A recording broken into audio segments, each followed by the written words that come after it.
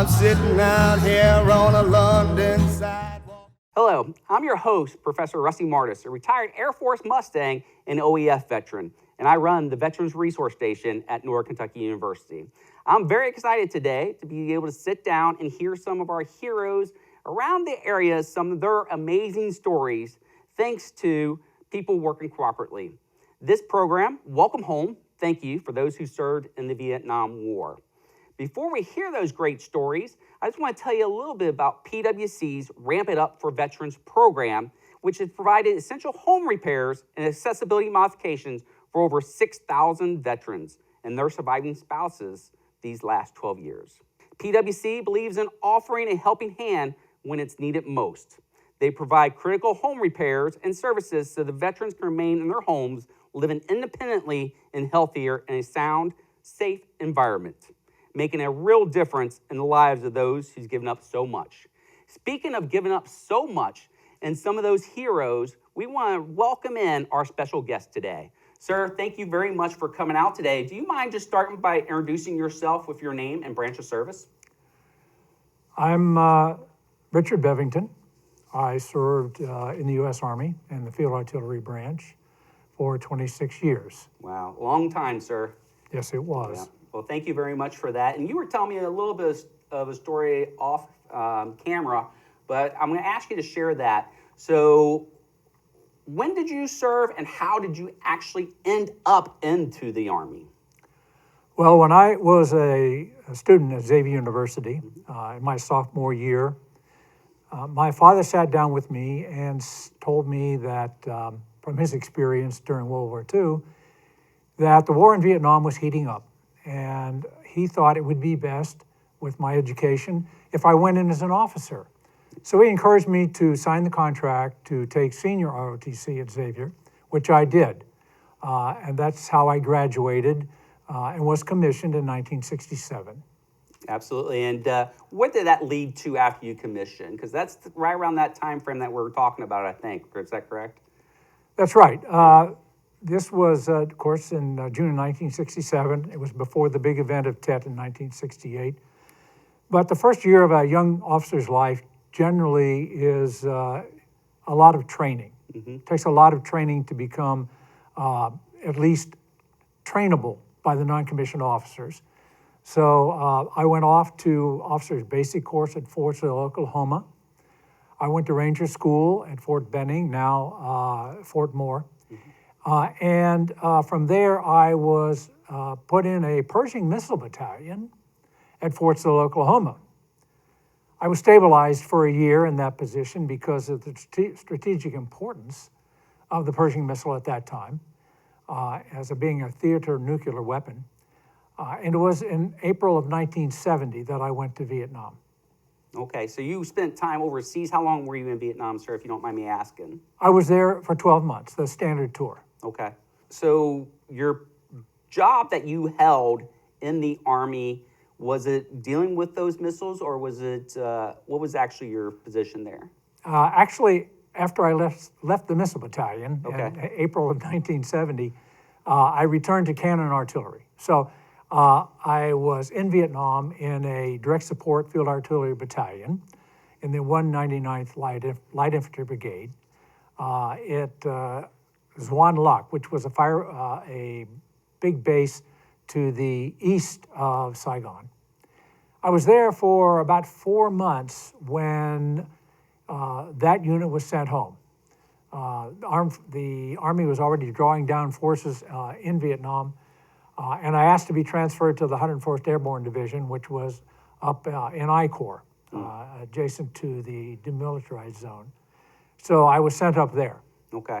And so you had mentioned that you're a ranger too. Yes. How does this all play in with your experience over in Vietnam then? Because you shared a couple of photos with me that we'll put up there.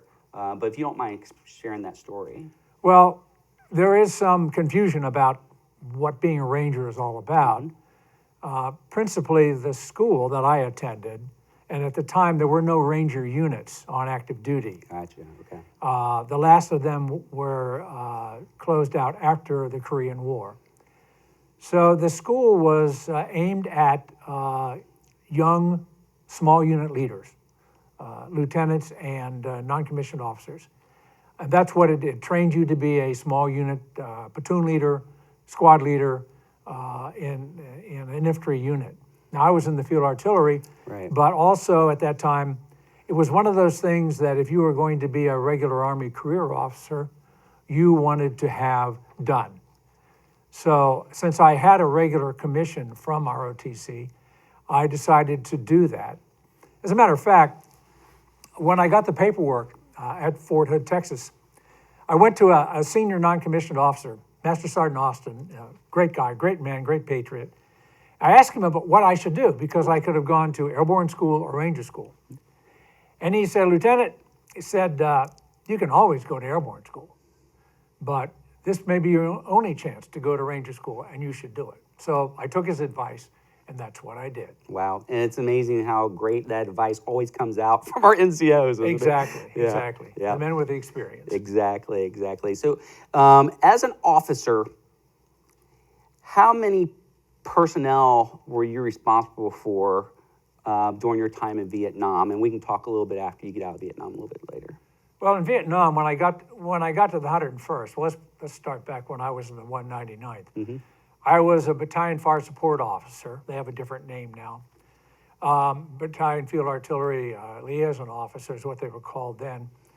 And we were in Ham Tan, which was a little village way east of Saigon, right on the ocean, on the sea. And it was a time in the late summer of 1970, and the unit was being drawn down, as I said, sent home. And I remember quite well. I was in the battalion operations center, and we had a battalion out, and they were just settled down, be ready to be picked up. Had a young E4 who was the field artillery observer because the lieutenant was not there. They weren't sending any new officers because of the drawdown. So he was carrying the radio and handling all the calls for fire. They had a relatively inactive patrol, but the company commander felt that somebody had been following them. And he had a sense that someone had been following them. So he told everybody to get down and wait for the helicopters to come. Well, unfortunately, this young man decided he needed to have a cigarette. Oh, no. He stood up and was shot dead. Oh, no. It's terrible. It was terrible. He's one of the heroes that I pray for a lot. So I was at the battalion level. I was a captain by this time, coordinating fires. And when I came back to the brigade main base back in Saigon, I had orders to go to 2 Field Force Artillery, which was another large artillery brigade. And I really felt like I wanted to get in on the action more than I had been. When I was an officer of basic course at Fort Sill, Oklahoma, these young guys showed up from the 82nd and the 101st Airborne Division to go through the course with me. And they all came in their jump boots, blouse, uniform, spit shine boots and all of that. And I said, I want to be a part of that outfit. So that's why I asked to go to the 101st. I got up there. Of course, it was not spit shine time when I got up there.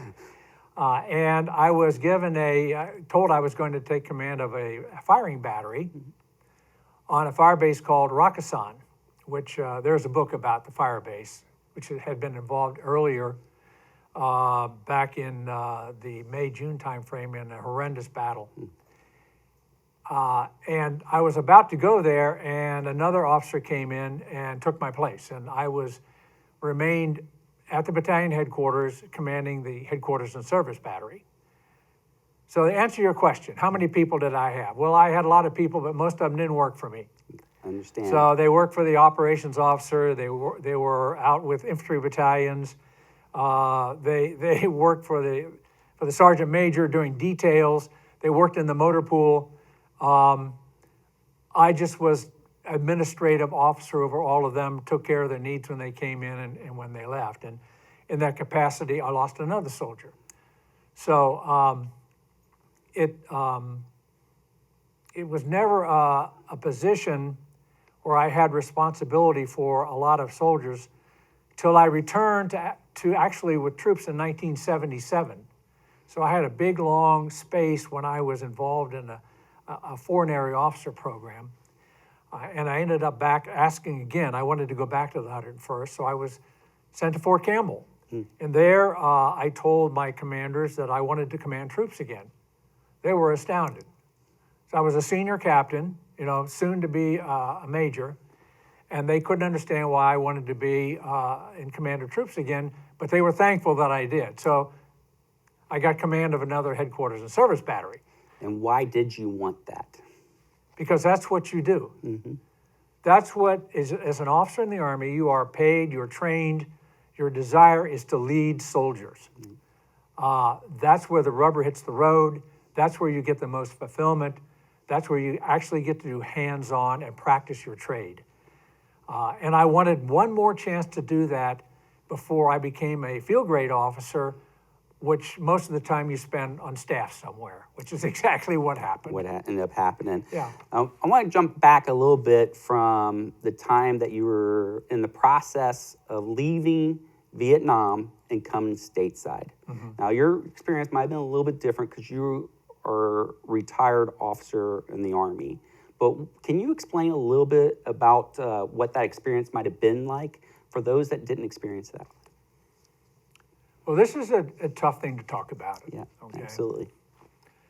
I did not personally receive the reception that so many of the other heroes who came back.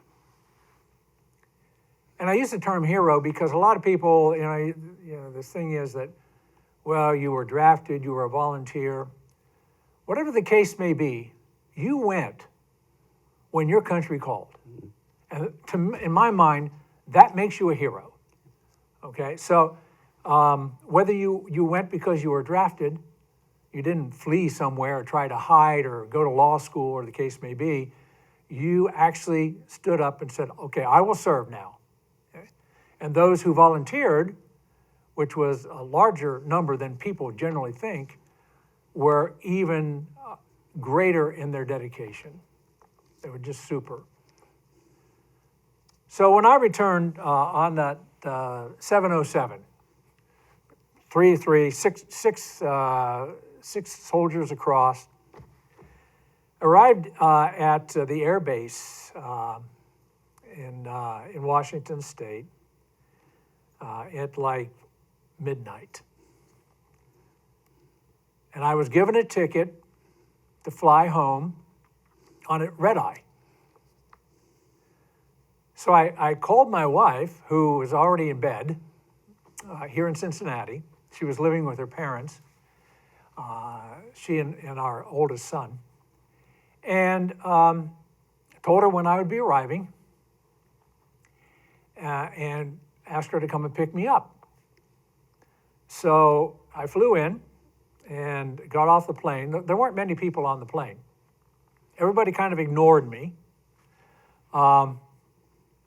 And of course, CVG was totally different in those days, but, and I met my wife, and of course, it was wonderful to see her, and, we kissed, and she took me home, and we went to bed, and I woke up the next morning, and she was already up because she was used to getting up with our son.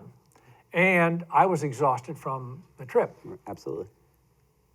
So I go downstairs. Her parents, who owned their own business, were already gone. She didn't ask me anything. She didn't say anything. It's just like I had gone to the store and come back. And how long were you actually gone, sir? I was gone 12 months. Okay. Yeah. But we had R&R, so, we did see each other for a week in mid-tour in Hawaii. So that afternoon, I went over to see my parents. It was the same thing.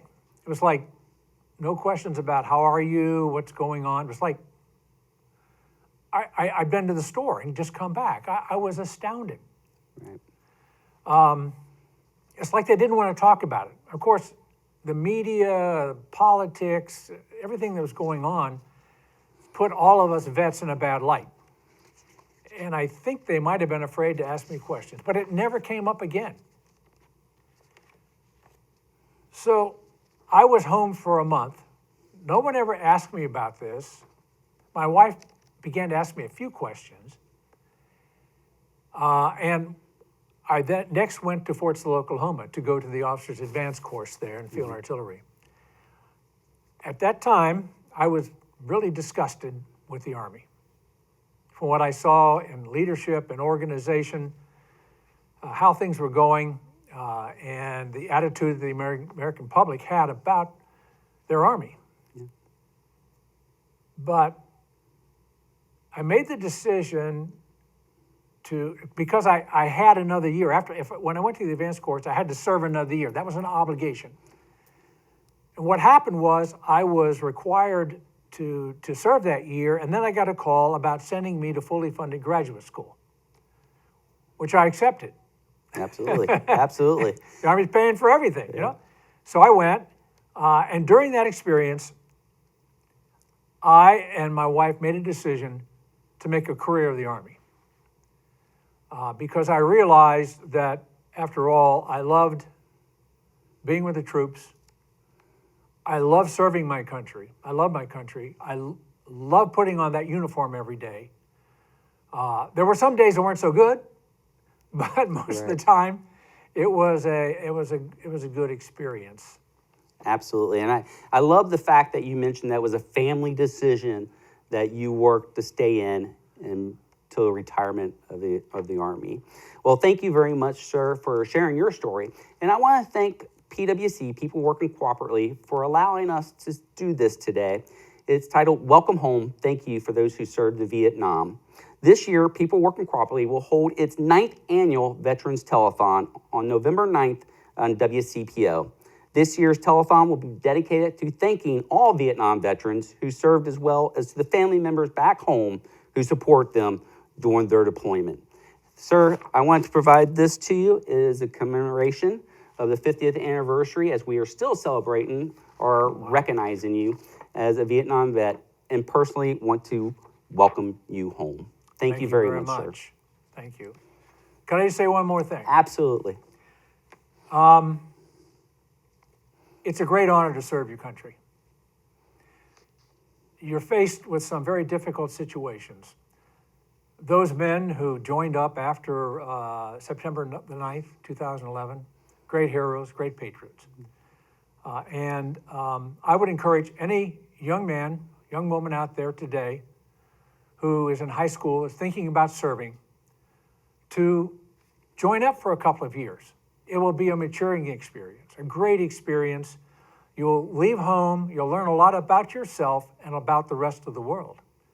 If you are going to college, seriously consider going through ROTC and becoming an officer, because the services need educated, dedicated men to lead these volunteers that we have in the service today. And the universities are an excellent source for that. So join up, serve your country, come home with pride, experience, and maturity. Absolutely. I think that is a perfect place to end this portion of the show. If you want to learn more about PWC, make sure to check out their website. We'll put the link down below. Thank you, and thank you, sir. I appreciate it greatly. Thank you very much.